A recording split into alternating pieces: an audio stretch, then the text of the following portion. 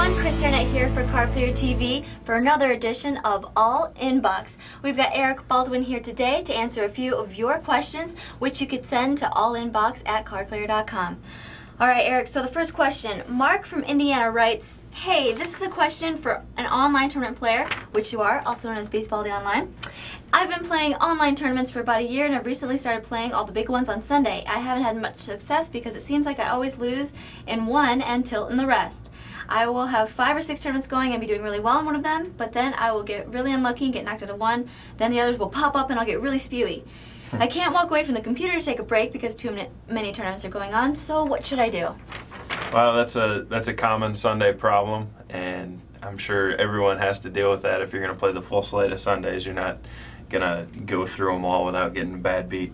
I would say before you start playing on Sunday, just tell yourself that, look, this is going to happen, okay? I'm going to get deep in some stuff, and I'm going to take some beats, and then I'm going to have some lesser or earlier on tournaments going on, and I'm going to need to stay off tilt. If you just accept and realize before you start playing that it's going to happen, it makes it a lot easier to deal with. And the other thing I would say is if that doesn't work and you're really tilted, just sit out. I mean, sitting out and blinding out for an orbit is going to cost you a lot less than staying in there and punting off your stack. So it actually is worth it to miss hands if you're that tilted. Alright, that sounds like great advice. Alright, the next question is from Josh from Chicago, and he writes, I just started playing online. I play a lot of small stakes, heads-up matches, and this guy kept calling my bluffs with, like, bottom pair. He said I had timing tells. Can you explain what exactly that is and what he might have been picking up from what I was doing? Please help. I think timing tells online, for the most part, are pretty overrated.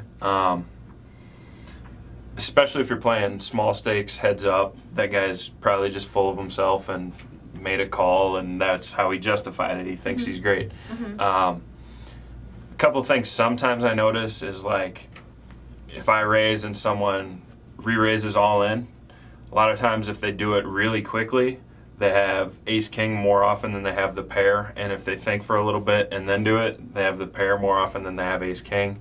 And that's not 100% accuracy. That's just one thing sometimes I notice with timing tells. Another thing with a lot of regulars, they'll use more time before they shove all in when they have a huge hand like aces. So people are starting to use reverse timing tells and whatnot. I really don't pay too much attention to them, and I think you can hurt yourself a lot more than you can help yourself if you get obsessed with timing tells.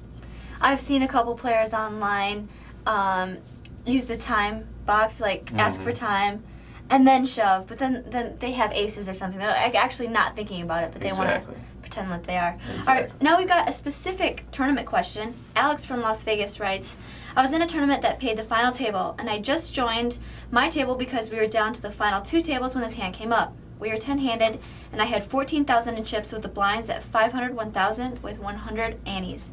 I looked down at pocket 6s under the gun. There were 2 big stacks at the table. Almost everyone had around average, which was 30 to 40,000, and a couple people had the same or less than me. What are my choices here? Well, your choices are to fold, limp, make a standard raise, or shove your whole stack in. And the one I would prefer there is just to open fold. It's a full ring. If it was 6-handed or less and you're under the gun, I would probably shove. The reason I don't like standard opening is because then if someone re-raises you, you're going to end up calling off and being a flip that you maybe could have avoided. You know, if they have like ace-10, they might re-raise you all in, but if you had just shoved yourself, they would have folded, so you could have taken down the pot instead of getting into a flip. I don't like...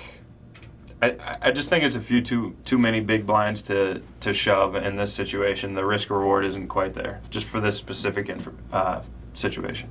Okay, she says that she ended up shoving and got called by the big blind with pocket 9s and lost. So what if she was shorter on chips, would a shove be right?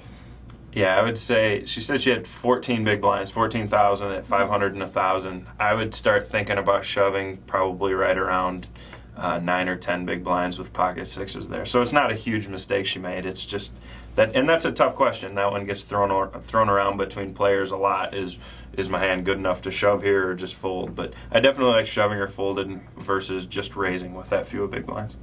Okay.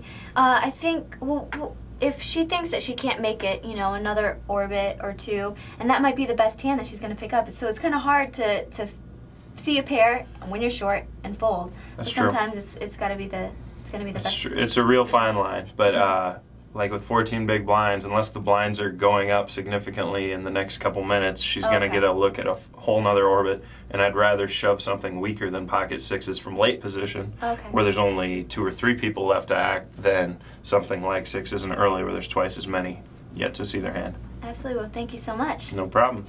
And if you guys want to send your questions, please send it to allinbox@cardplayer.com. If you're going to ask about a specific hand, be sure to include lots of information, right? Makes it easier to answer if they give a lot of Absolutely. detail. Detailed is good.